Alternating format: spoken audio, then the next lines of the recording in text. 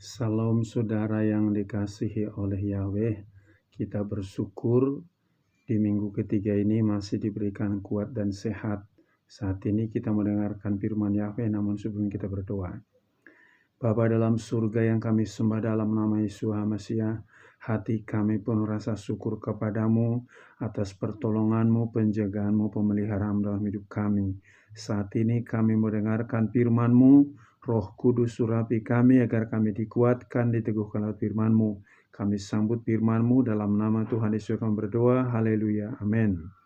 Pada kesempatan ini saya akan bawakan firman yang terambil dari Kejadian pasal yang ke-12 ayat 1-5 yang berbunyi demikian.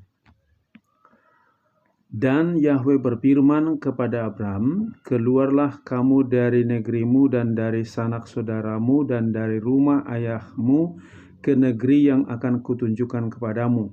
Dan aku akan membuat engkau menjadi suatu bangsa yang besar, dan aku akan memberkati engkau dan membuat namamu masyhur, dan jadilah berkat. Dan biarlah aku memberkati mereka yang memberkati engkau, dan mengutuk orang yang menista engkau. Dan di dalam engkau semua kaum di muka bumi akan diberkati. Lalu pergilah Abraham seperti yang telah Yahweh firmankan kepadanya, dan Lot pun pergi bersamanya. Dan Abraham berusia 75 tahun pada saat keberangkatannya dari Haran. Dan Abraham membawa Sarai istrinya dan Lot anak saudaranya dan segala harta bendanya yang telah mereka kumpulkan dan orang-orang yang mereka dapatkan di Haran, dan mereka berangkat untuk pergi menuju ke tanah Kanaan, dan tibalah mereka di tanah Kanaan.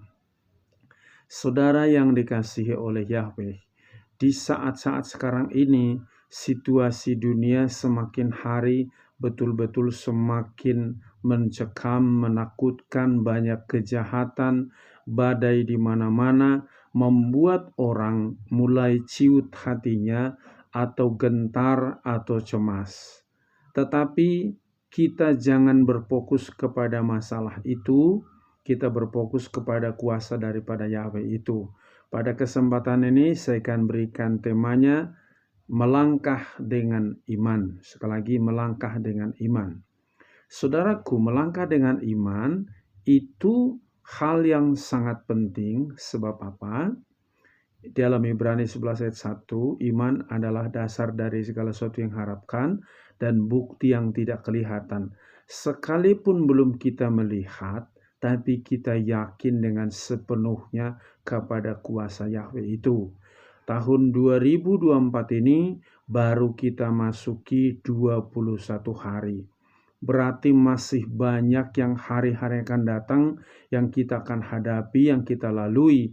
Tetapi pertanyaannya, seberapa yakinkah engkau menjalani tahun ini? Apakah engkau khawatir atau cemas atau yakin benar? Maka melangkahlah dengan iman. Saudaraku, jika kita melangkah dengan iman, pasti kita akan mengalami kemenangan. Nah, sekarang bagaimana caranya agar kita dapat melangkah dengan iman? Yang pertama-tama adalah dengarkan firman Yahweh dengan jelas. Sekali lagi, dengarkan firman Yahweh dengan jelas. Seperti yang saya sudah bacakan tadi di ayat pertama, dan Yahweh berfirman kepada Abraham, keluarlah kamu dari negerimu dan dari sanak saudaramu dan dari rumah ayahmu ke negeri yang akan kutunjukkan kepadamu.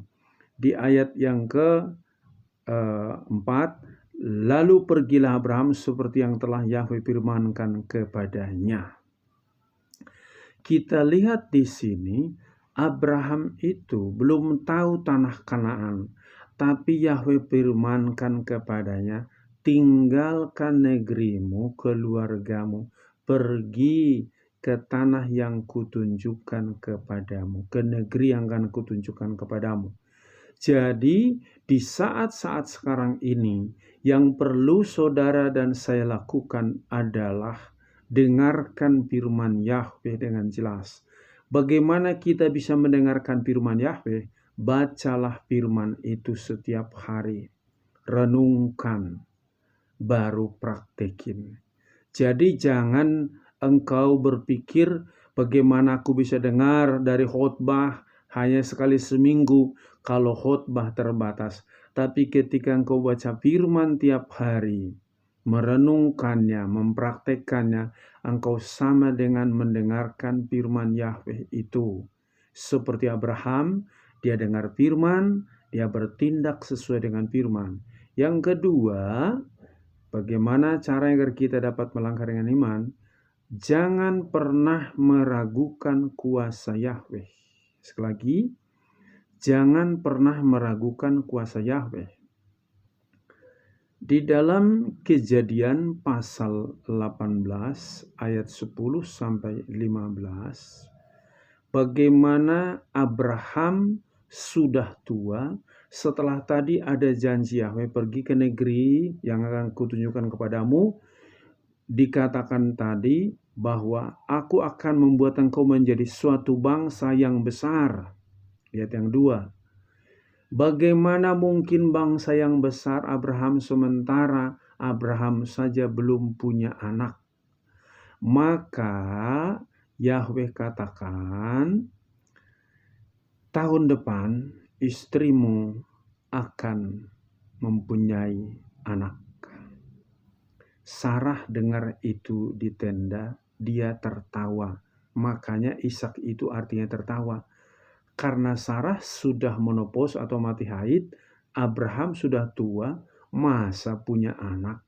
Karena antara janji tadi meninggalkan negerinya sampai firman ini datang, itu menunggu 25 tahun. Dan di dalam Kejadian pasal 21 ayat 1 sampai dengan ayat yang kedua, betul Sarah mengandung dan melahirkan seorang anak laki-laki. Dan kita tahu saudaraku, itulah namanya Ishak, yang artinya tadi tertawa. Karena yang tidak mungkin menjadi mungkin. Maka jangan meragukan kuasa Yahweh. Apapun kesulitanmu, apapun tantangan yang sedang kau alami sekarang ini, jangan ragukan kuasa Yahweh. Itu namanya engkau melangkah dengan iman. Kalau meragukan orang lain boleh, karena apa? Manusia itu tidak bisa menjamin kita pasti 100%. Tapi kalau Yahweh apa yang dia firmankan, tidak ada yang tidak mungkin. Semua yang dia firmankan pasti terjadi. Yang ketiga, bagaimana cara kita bertindak atau melangkah dengan iman? Bertindaklah sesuai dengan firman Yahweh. Sekali lagi, bertindaklah sesuai dengan firman Yahweh. Di dalam Kejadian pasal 22 ayat 1 sampai 3, Abraham diperintahkan untuk mempersembahkan Ishak di daerah Moria. Dan kita tahu saudaraku, kalau kita kembali mundur tadi, Abraham sudah menunggu Ishak selama 25 tahun. Setelah usia Ishak kurang lebih mungkin sekitar 12 atau 13 tahun, Yahweh minta anak yang kekasih itu persembahkan daerah Moria. Abraham itu taat bertindak sesuai dengan firman Yahweh. Dan kita tahu karena dia bertindak sesuai dengan firman Yahweh, maka Ishak tanya, "Bapak, di sini sudah ada apinya, kayunya, dombanya mana?" Yahweh pasti sediakan. Dan Ishak diikat, disusun di atas kayu, dan Abraham mau menyembelih anaknya Ishak. Datang firman Yahweh, "Abraham, Abraham, jangan kau apakan anak itu, sebab aku tahu engkau mengasihi aku." Maka tidak jadi Ishak dipersembahkan, diganti dengan domba tadi. Kenapa bisa terjadi? Karena Abraham bertindak sesuai dengan firman Yahweh. Selain itu saudaraku, di dalam Keluaran pasal yang ke-14, Keluaran pasal 14 ayat 15 yang berbunyi demikian, ya.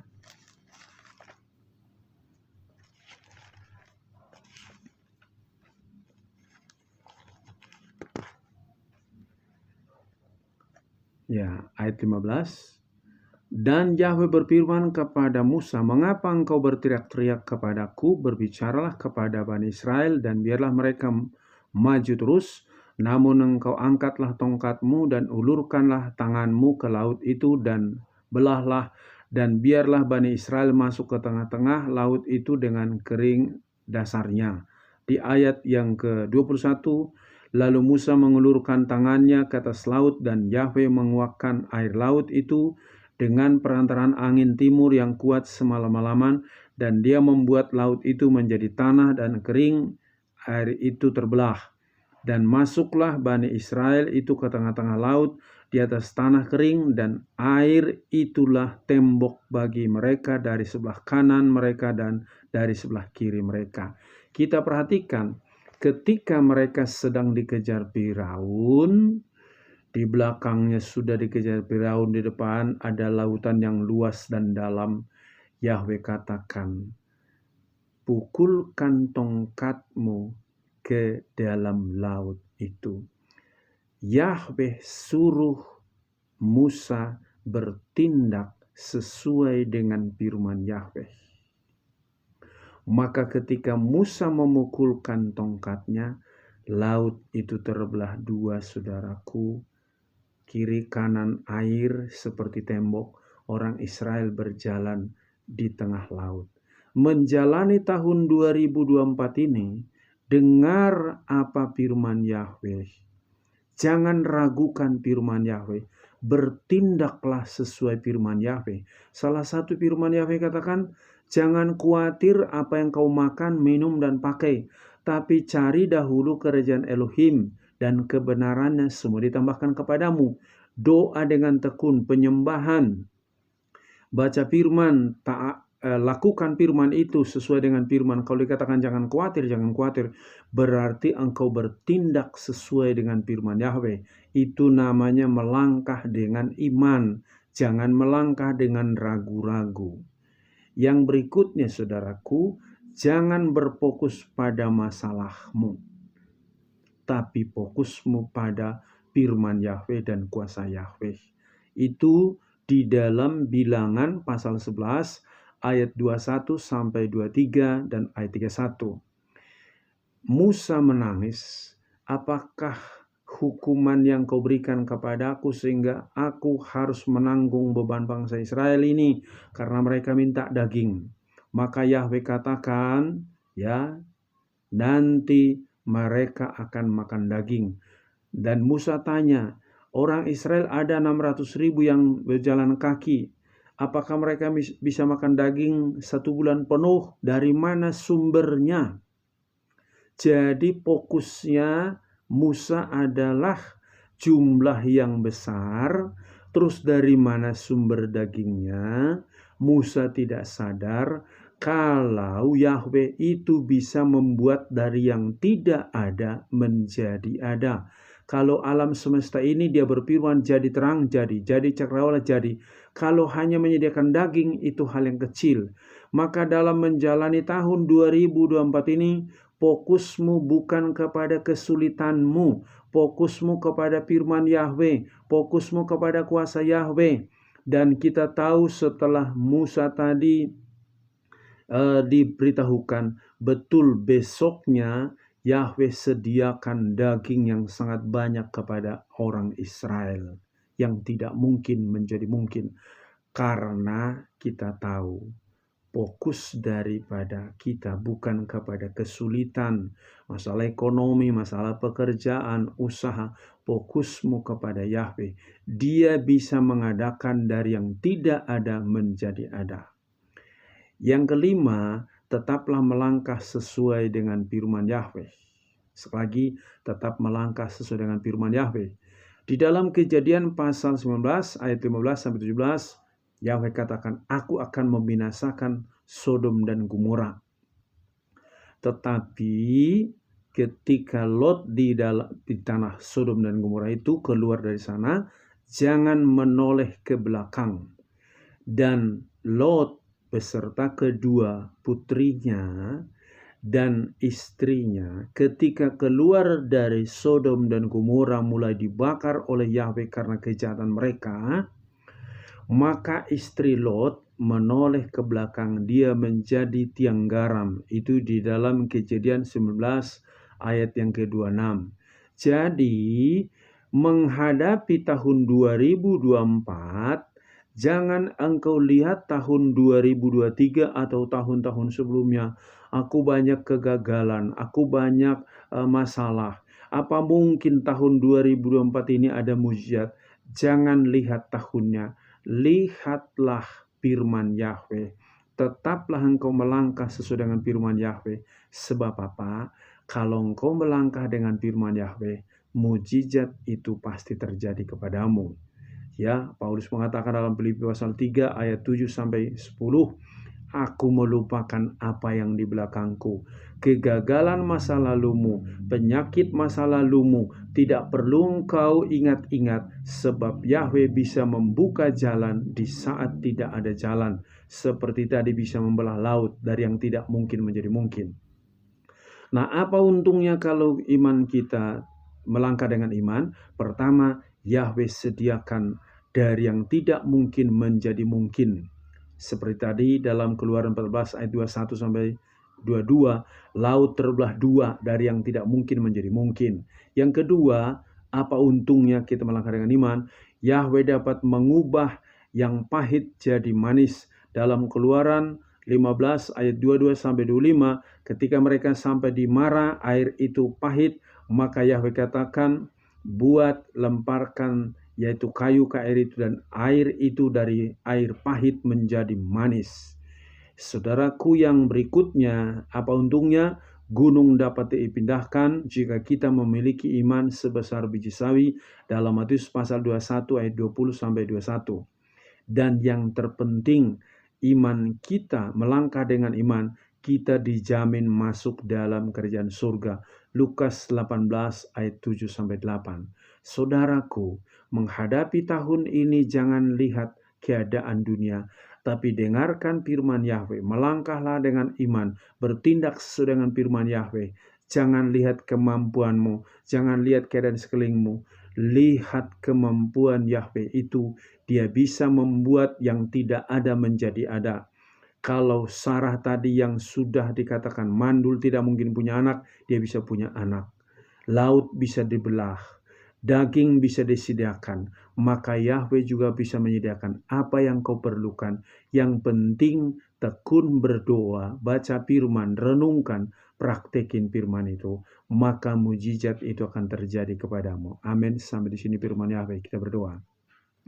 Bapa di surga, terima kasih buat firman-Mu ini. Kami ucap syukur, kami dikuatkan, diteguhkan, supaya kami melangkah dengan iman. Tantangan boleh datang, tapi kami percaya kuasa Yahweh lebih besar daripada semua yang ada masalah di dunia ini. Dan kuatkan iman setiap anak-anak-Mu, supaya iman mereka semakin bertumbuh mendengarkan firman-Mu dan hidup sesuai dengan firman-Mu. Berkati bapak-bapak, ibu-ibu, pemuda, remaja, anak-anak, supaya imannya tetap teguh dan mereka melangkah dengan iman sesuai dengan firman-Mu, dan kami akan mengalami mujizat. Berkati bangsa dan negara kami, persiapan pemilu bulan depan, supaya semua berjalan dengan baik. Berkati gereja-Mu, hamba-hamba-Mu, persatukan semua. Di dalam nama Tuhan Yesus kami berdoa, haleluya, amin. Salam, Yahweh berkati.